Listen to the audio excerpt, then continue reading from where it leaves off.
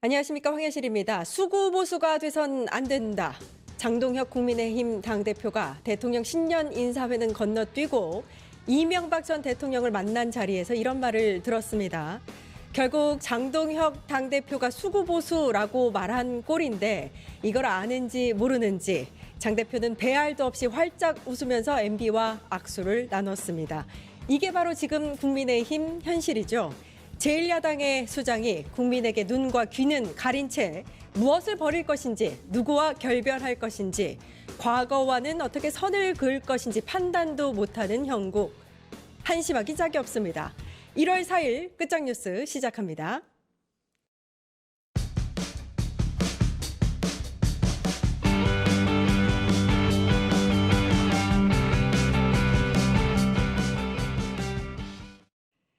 네, 류혁의 내부 보고서 류혁 전 감찰관님 나와 계십니다. 안녕하세요. 네, 안녕하십니까? 예, 오늘은 윤석열 등등등의 1월 네네. 재판을 좀 예. 정리해 보려고 준비를 해놨습니다. 네. 감찰관님 오시면 좀 여쭙고 싶었는데요. 제일 중요한 윤석열 구형이 내란 혐의 관련한 예, 구형이 예. 7일에 나올 것 같거든요. 예, 예. 요거 관련해서 어떻게 예상하고 계신지부터 여쭐게요. 저는 뭐 지금 말씀하시는 분들은 뭐 아주 중한 극형을 생각하시는 분들이 많으신 사형. 것 같은데, 예, 예.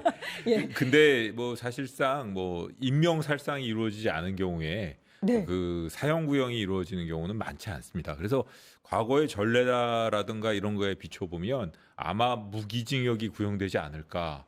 사실은 무기 구형 가능성은 아주 어느 때보다도 제일 높은 것 같고요. 아, 그래요. 사실 뭐 구형에 있어서는 가장 가능성이 높은 구형을 이야기하라고 한다면 저는 무기징역 구형을 생각하고 있습니다. 예. 아, 그거 좀 아쉬운데요. 그러니까 좀 상징적으로라도 선고는 무슨 뭐 무기징역 나온다 치더라도 예, 예. 특검의 구형은 좀 사형했으면 하는 게 국민의 여론이 아닌가 싶은데. 예, 뭐 여러 가지 법정에서 보여준 예. 전혀 죄를 뉘우치지 않는 태도라던가 이 법정에서의 여러 가지 언행들을 놓고 보면 그리고 이 사태의 그 심각성, 뭐 무인기 도발이라든가 뭐 여러 가지 사실 뭐 따로 재판은 받겠지만 상황을 놓고 보면 뭐 사형 구형을 바라시는 분들이 많겠지만 예. 뭐 여러 가지 상황에 비춰보면 무기징역 구형 가능성이 훨씬 현실이 높은 아, 제가 그렇군요. 예측한다면 그럴 수밖에 없을 것 예. 같습니다. 예. 이 얘기도 있더라고요. 이제 국민의힘 측에서는 네네. 이 당시의 계엄이 미수에 그친 계엄이었다. 네네. 때문에 내란 혐의를 적용하기도 어렵거니와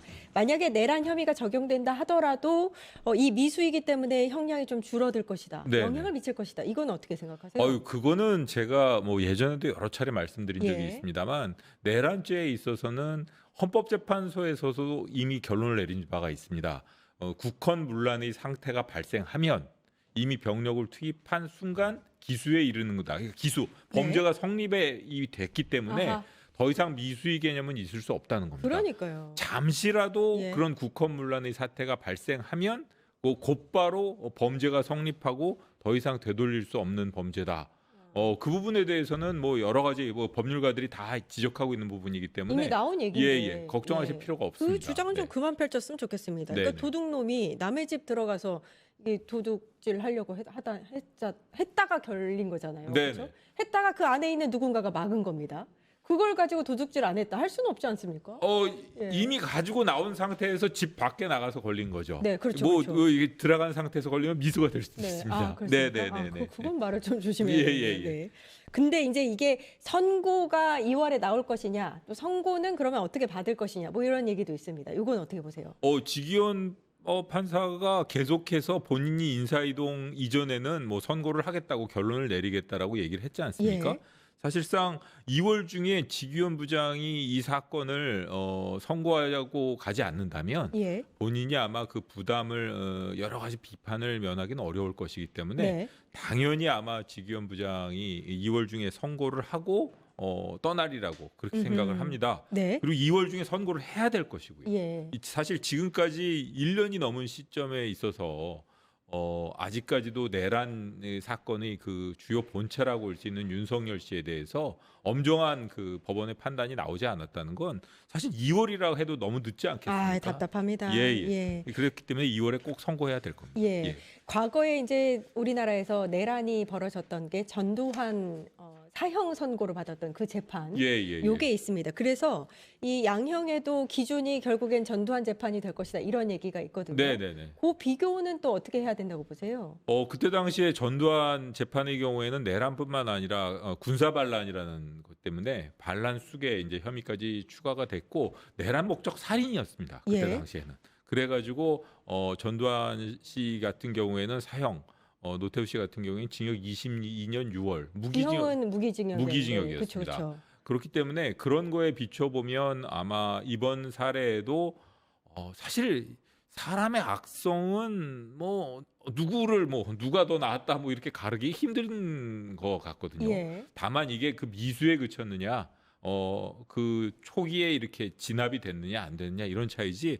만약의 경우에 조금만 더 그 사태가 이어졌다면 유혈 사태가 발생하고도 남았을 만한 위험한 상황이 아니었나 싶습니다.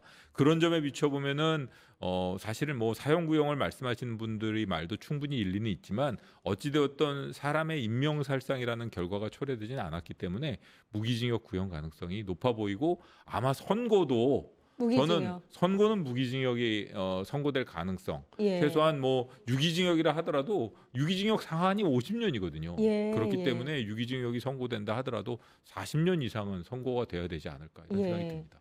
아니 그 각종 무기를 들고 국회로 가서 군인들이 네. 계엄군이었죠.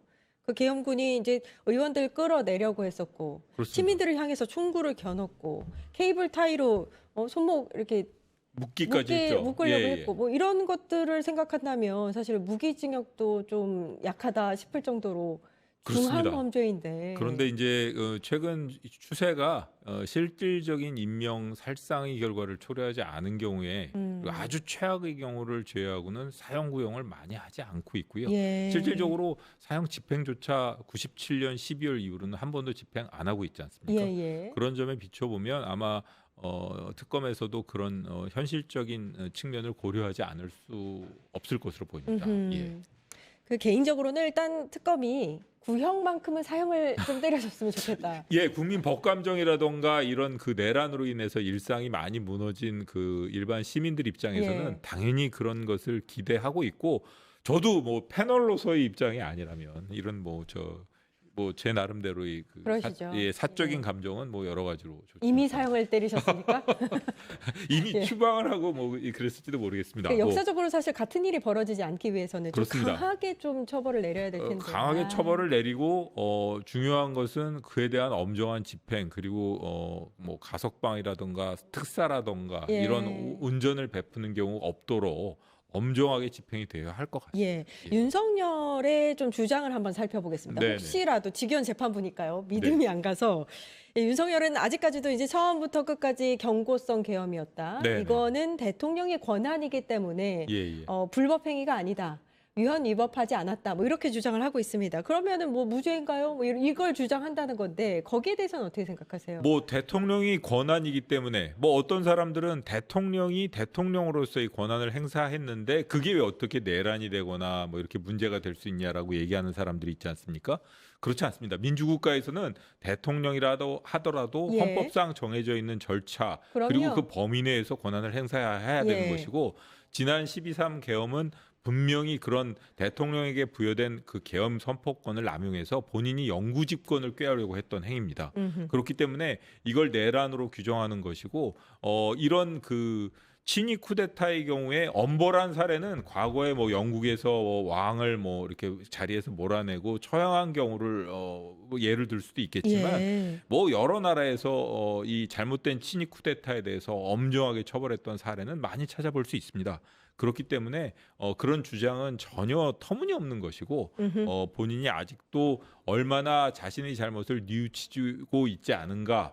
그리고 이 사실은 범행의 양형 그다음에 그 선고형을 정하는 데 있어서 가장 중요한 것 중에 하나가 범행 이후에 본인이 얼마나 반성하는지 여기도 딸려 있거든요. 중요합니다. 아마 그 점도 뭐 지기현 부장이 정상적인 판단을 한다면 나중에 선고를 할 때 범행 이후의 태도로서 예. 전혀 개전 의정이 없다. 그러니까 쉽게 말해가지고 반성하지 않고 있고 궤변을 여러 가지 궤변을 내세워가지고 계속해서 국민 여론을 분열시키려고 두고 있다. 이런 점에 대해서도 엄하게 꾸짖는 그런 양형 이유로서 열거될 것으로 보입니다. 예. 예. 지난 내란 재판을 보니까 사건들이 좀 병합이 돼서 네네. 그 내란 임무 주요 종사자들이 네. 같이 재판을 받더라고요. 네. 그래서 보니까 김용현, 조지호 등의 7명의 결심 공판도 요 7일, 5일, 7일, 9일 잡아놨다고 하던데 네네네. 요 7일 날 아무튼 결심 공판이 나을 것 같은데 네네. 요거는 어떻게 보십니까? 그 결심에 이렇게 여러 사건을 하나로 병합한다는 의미는 예. 이 공범들 상호 간에도 이렇게 얼굴을 보는 의미도 있지만 다른 재판에서 각각 증인 신문이 달리 이루어졌지 않습니까? 물론 한 재판부긴 하지만 그런 증거의 인정이라던가 이런 심증의 형성에 있어서 다른 재판에서 이루어졌던 증거 조사라던가 이런 것을 자유롭게 이렇게 활용할 수 있다는 의미가 됩니다. 그렇군요. 그렇기 때문에 사실은 다른 재판에서 나왔던 그런 좀 터무니없고 황당한 얘기라던가 혹은 윤석열 씨 재판에서는 현출되지 않았던 전 확실한 증거라던가 네. 양형 자료라던가 이런 걸 전체적으로 종합해서 중형을 선고하기 위한 태도에서 그런 생각에서 병합한 것이 아닐까 저는 이렇게 나름대로 추측을 해봤는데요. 그러셨어요. 그렇게 해야 될 것이고 아마 보시면 아시겠지만은 나중에 이 모든 사람들에게 각각의 본인의 역할 분담에 맞는 중형을 선고하기 위해서 각자 당신은 이런 역할을 했으니까 얼마, 이 내란 수괴로서 얼마, 주요 임무 종사자로서 이런 역할을 했으니까 얼마 이런 식으로 역할 분담에 따른 양형 선고 형량을 결정하는 데 있어서도 아마 그 재판부가 그런 점까지 고려를 해서 그렇게 병합한 것이 아닌가. 저는 뭐 단순히 일정 때문에 병합을 했나 했는데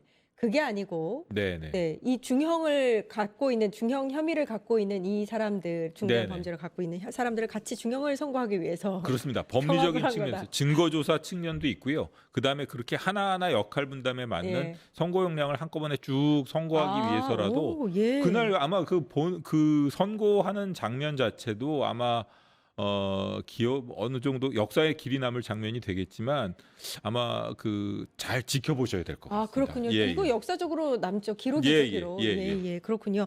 이 내란 재판에서 보니까요. 김용현 같은 경우에는 뭐 여지까지도 그러긴 했습니다만 그 증언하는 내용이 좀 심상치가 않더라고요. 네, 끝까지 이제 윤석열을 존경하지 않을 수 없었다.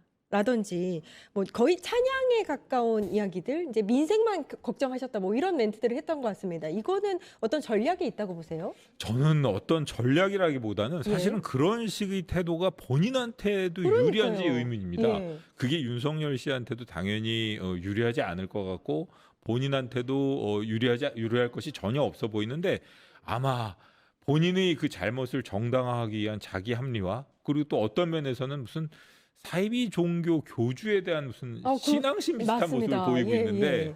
이게 뭐 본인의 그릇된 판단을 정당화하기 위한 궤변 아닐까 이런 생각을 해봤습니다. 예. 그리고 또 이제 조금 다른 온도차를 보였던 사람들의 모습을 보면 네. 군인들의 모습을 보면 이제 약간 김용현, 윤석열과는 좀 다르게 본인들만의 그 군인으로서의 신념을 좀 보이는 직원들이 네. 많이 나왔습니다. 이것도 형량에 좀 영향을 미칠까요? 당연히 영향이 미칠 겁니다. 예. 그런 사람들의 경우에는 제가 아까 말씀드렸던 그 반성의 모습, 그러니까 개전의 정이 있는 것 아니겠습니까? 예, 그렇죠. 그렇기 때문에 사실은 그 사람들은 이렇게 그릇된 상관의 명령을 충실하게 따르다 보니까 물론 여인형 같은 뭐 이렇게 적극적인 동조자나 가담자들도 있습니다. 예, 예. 그렇지만은 전반적으로 볼 때 그 오래된 명예로운 군 경력을 본인 스스로 먹칠하는 결과가 초래됐지 않습니까? 예. 그렇기 때문에 그런 사람들의 경우에 그런 반성하는 모습은 나중에 선고형의 결정에서 아마 여러 가지로 영향을 미칠 겁니다. 그렇군요. 예, 예, 예. 일단 7일에는 내란 혐의 관련한 첫 번째 이제 구형이 나올 거고요. 네. 16일에 체포방해 혐의 관련한 예. 이제 선고가 됩니다. 네네. 박대현 부장판사. 요거는 특검이 10년을 구형을 했었는데 네네. 선고는 어느 정도 나와요? 저는 그 체포방해가 단순한 체포방해가 아니고요. 이게 합법적으로 발부된 영장에 대해서 대통령이라는 사람이 본인이 가지고 있는 권한 뒤에 숨어서 국민을 상대로 어떻게 보면은 이 권력을 남용해라 했던 거 아니겠습니까? 예. 그리고 아까 제가 보니까 그게 뭐 이렇게 허위공문서 작성이라던가 직권남용이라던가 여러 가지가 다 병합되어 있는데 제 생각에는 뭐 5년 이상의 선고형은 뭐 당연히 기대를 해보고요. 그 재판부에서 진행한 이런 그 여러 가지 재판하는 모습이라든가 이런 걸 비춰보면은 전반적으로 한 7년 정도 선고하지 7년 않을까. 정도. 예, 예.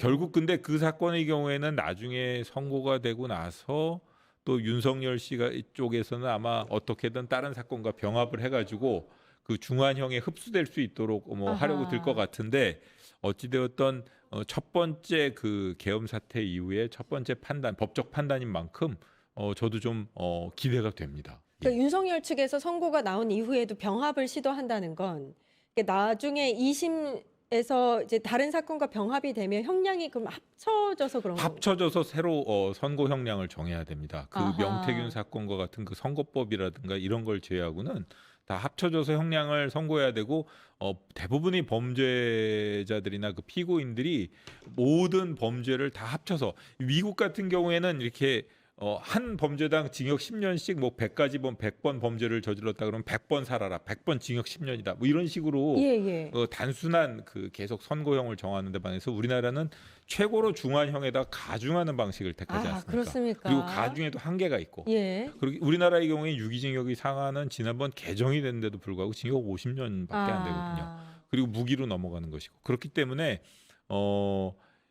대부분의 범죄자들이 그 병합을 희망합니다. 아하. 그렇기 때문에 아마 윤석열 씨도 지난번에는 재판에서 보면 어떻게든 재판을 지연시키려고 들었는데 아마 앞으로는 본인들이 재판을 신속하게 해서 하나로 병합되기를 원할 겁니다. 신속하게 해야 되니까 하나로 병합하자 이렇게 주장할 거란 말씀이시네요. 그럴 것으로 보입니다. 하나라도 예. 중요한 이제 형이 선고가 되기 시작하면 다른 지금 사실 그 선고기일 뭐 지금 재판기일조차 제대로 안 잡힌 추가 기소 건들이 꽤 있는데 그 사건에 대해서는 신속하게 진행을 해달라고 하고 항소심에 올라간 사건에 대해서는 병합을 위해서 좀 기다려 달라고 아마 이 특검과 윤석열 씨 입장이 바뀔 겁니다. 그렇군요.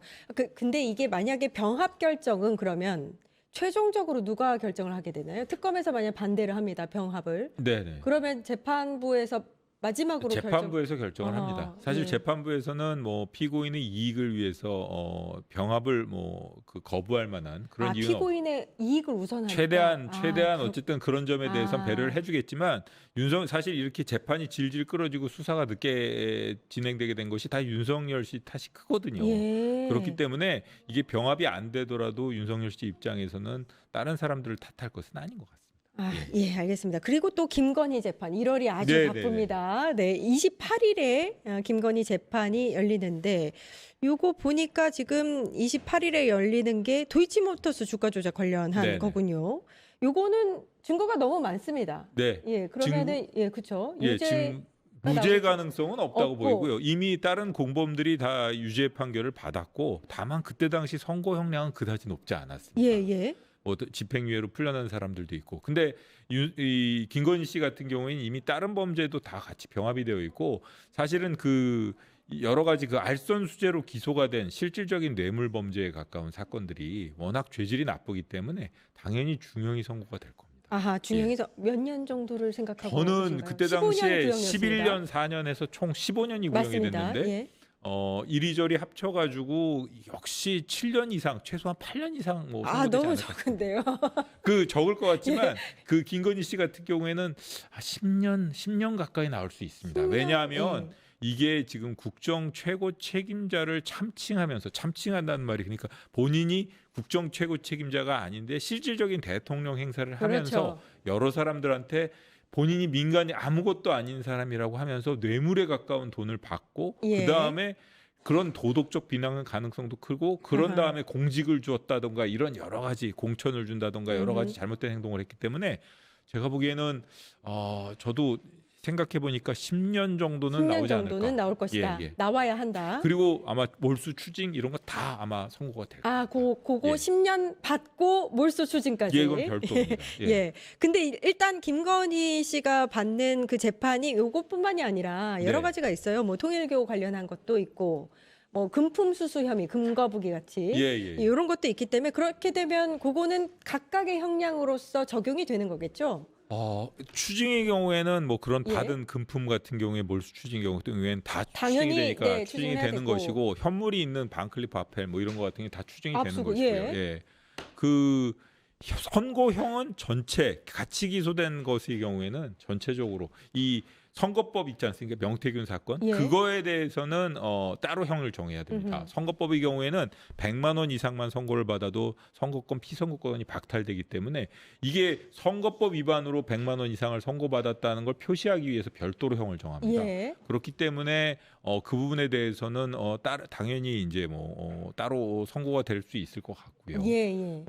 근데 이 정치자금법 위반이라 가지고 또 어떨지 모르겠는데 어찌 되었든 간에 그 부분에 대해서는 따로 형이 선고가 될 것이 같고요. 음흠. 나머지 부분의 경우에는 전체적으로 하나로 선거법 위반 부분이 아니라면 나머지 부분에 대해서는 전체적으로 하나로 형량이 정해질 겁니다. 아니 그게 아니고 이제 이게 재판이 따로 있으면은 그 따로 형량은- 있으면은 따로 그쵸, 되지만 그러니까 따로 있으니까. 한 재판부 내에서는 예, 예. 뭐 재판부에서 양형을 정할 때는 뭐에 대해서는 이 정도를 고려했고 이렇게 설명할 수는 네, 있지만 네, 네. 결국 선고 형량 자체는 예, 예. 하나로 합쳐져 갖고 지금 뭐 3개 재판을 받고 있기 때문에 네, 네, 그렇습니다. 제가 얘기하고 싶은 거니까 김건희가 뭐 10년이건 더 받을 수 있을 것이다. 다른 더 재판에서 받을 수 있고요. 추가. 김건희 씨 같은 경우에도 나중에 그걸 병합시켜 달라 할 겁니다. 최대한 병합시키고. 그것만큼은 막아야 되겠네요, 또.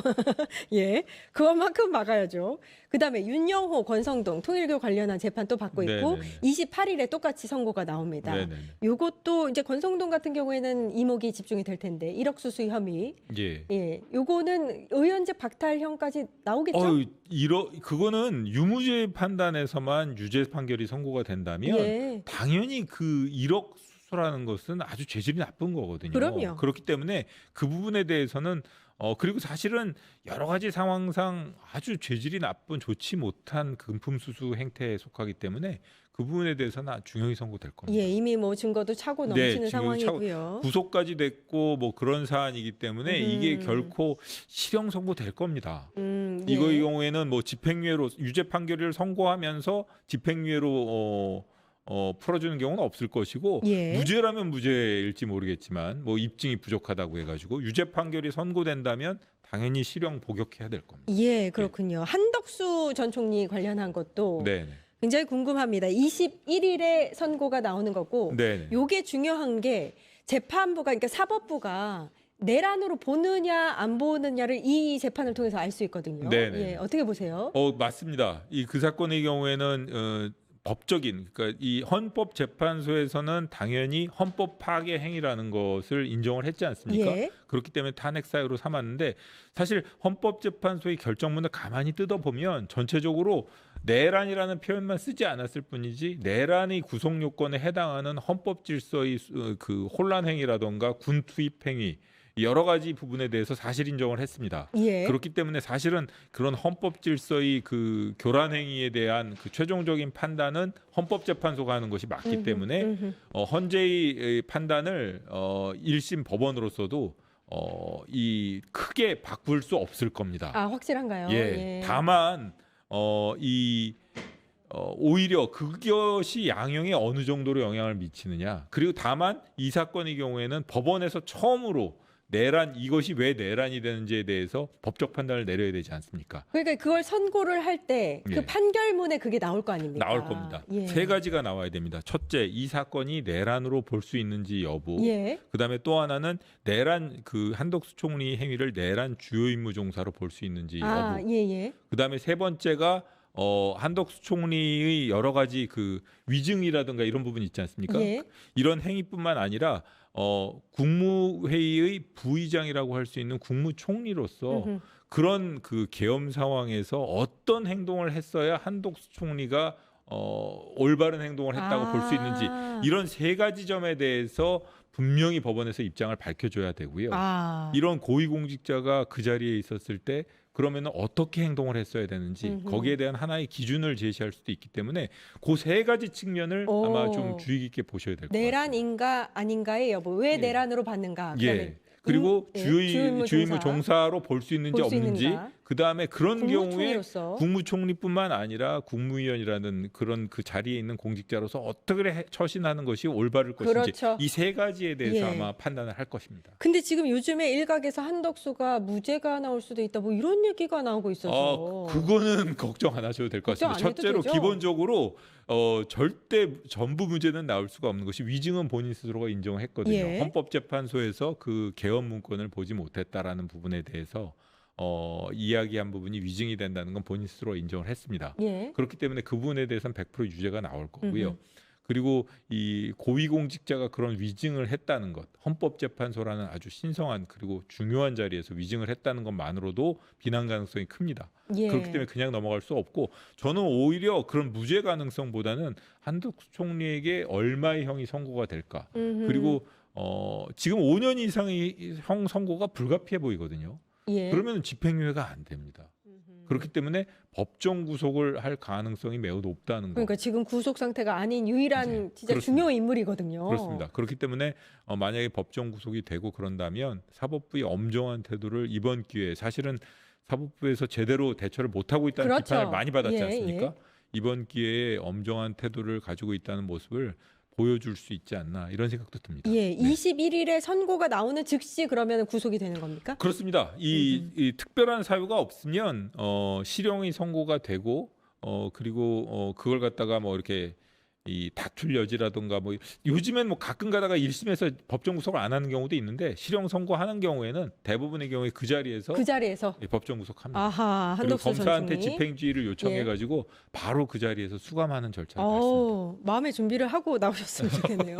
예. 예, 그렇습니다. 네, 요 이슈도 좀 짧게 나갈 텐데 이 서해 공무원 피격 사건 네네네. 관련해서 이제 최근 법원에서 판결이 나왔는데 네. 그 혐의를 받고 있었던 분들이 전부 다 무죄가 나왔습니다. 예, 그리고 항소 여부도 결정이 됐는데 서훈 전 청와대 국가안보실장, 김홍희 전 해양경찰청장 이 두 분만 이제 항소 결정을 내렸고 나머지는 항소조차도 포기를 했습니다. 네. 요 과정 어떻게 보셨어요? 저는 뭐 어떤 다른 분도 뭐 저한테 전화를 해서 물어보시길래 예. 저는 사실 그 기소부터 좀 적절치 못했던 정치적 맞습니다. 기소였다. 무리한 기소였죠. 이런 예. 얘기를 했습니다.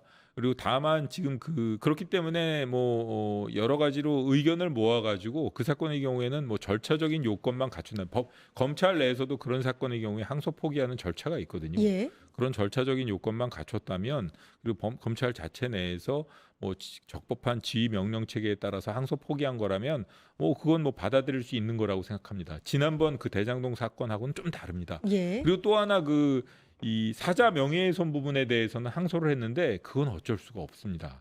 그건 어쩔 수가 그거는 없나요? 사자 명예훼손의 경우에는 그 고소인의 그 고소가 없으면은 논할 수 없는 범죄거든요. 근데 그 유족들이 그 사건에 대해서는 계속 이의를 제기하고 있는 부분이 있기 때문에 그 부분에 대해서만큼은 어떤 면에서는 그러니까 왜 우리가 월북한 것이 아닌데 월북했다고 보도자료를 냈느냐. 그것이 죽은 사람에 대한 망인에 대한 명예훼손 아니냐. 우리 유족들이 그 한을 풀어달라 이런 취지로 고소고발을 한 것이기 때문에 그건 검찰에서도 어떤 면에서는 그냥 그 항소 포기하지 않고 넘어가기가 좀 어려운 상황이 아니었나 싶습니다.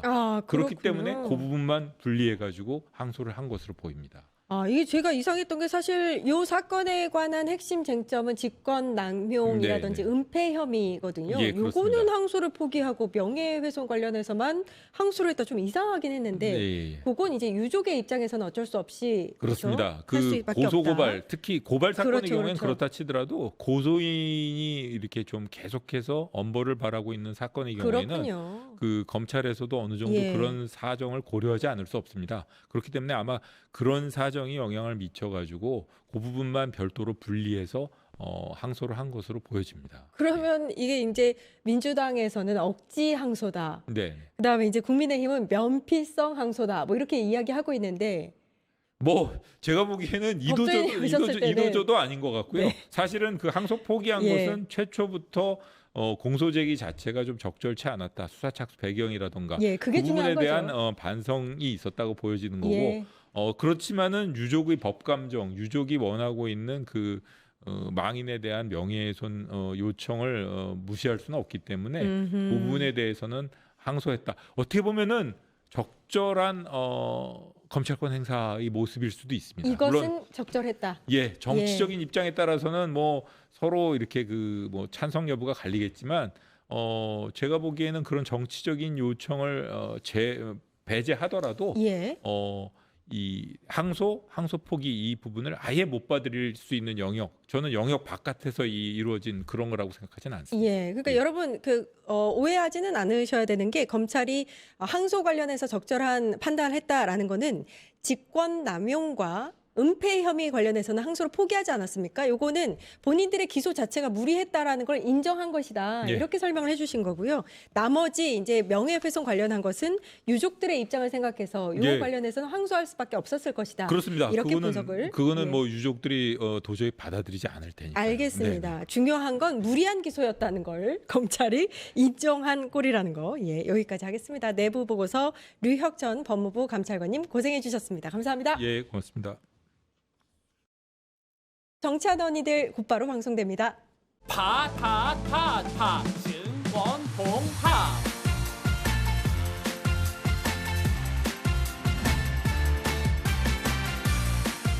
이제 저녁 8시 30분 퇴근 후 퀴즈 한판